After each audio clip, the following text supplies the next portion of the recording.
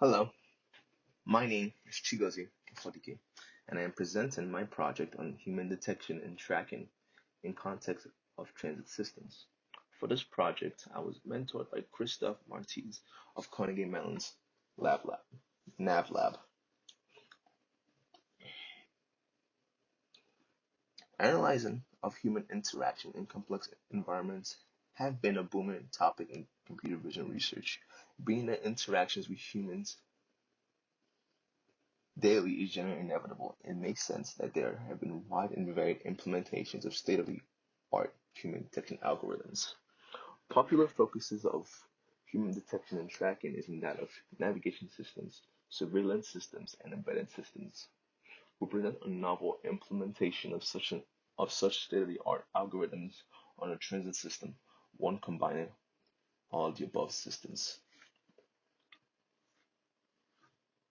Status quo. In the context of our application, the public transit system, although a ubiquitous one, it is riddled with antiquated parts. For instance, the bus uses a flag-down system where the driver must watch out for passengers attempting to wave down the bus to board. This could obviously be both difficult and error-prone during peak and busy times. And currently, for stakeholders to glean any information from the bus videos, they must wait for the bus to make its round, and then and only then can they get a hold of the video, after which they must manually review the video.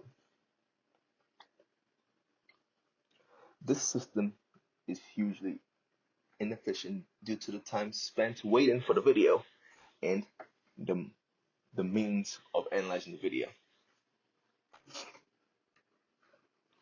Lastly, since data collected is mostly on those boarding and not on those waiting to board, it leaves a lot on the table for possible analysis. Since the bus traverses through the same route multiple times a day, paying attention to those waiting along the route could provide valuable information for route optimization. And just to be clear, we're not suggesting a complete replacement, but rather a means to assist the antiquated methods. On the Gabriel system, fitted with sensors such as cameras, GPS sensors, and preprocessors, as proposed by CE, his proposed pipeline handles data acquisition, distribution, and storage, and is helped by the Robotics Operating System, ROS. My contribution to this system is implementing an intelligent people detector and classifier from the aggregated data.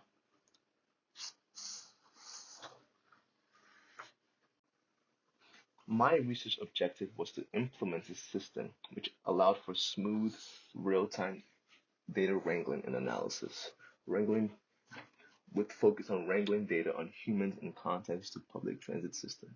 That is, focusing specifically on those that interacted or those waiting to interact with the public transit. Then we report the gleaned information back as proposed by the timeline. To be considered a success, this implementation must be a more effective method than manually having to wait for the video, reviewing the video, and then analyzing the video. Again, my proposed pipeline was hugely motivated by CE. With the help of Detector 2, we pre-train pedestrian detector as a starting point from the aggregated data.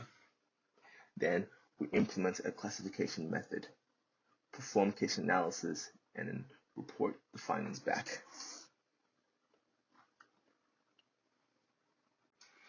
Although my model does a fair job of detecting pedestrians, here we see an interesting failure, where in the same instance that passed with a 98% confidence rate is completely ignored when slightly obstructed.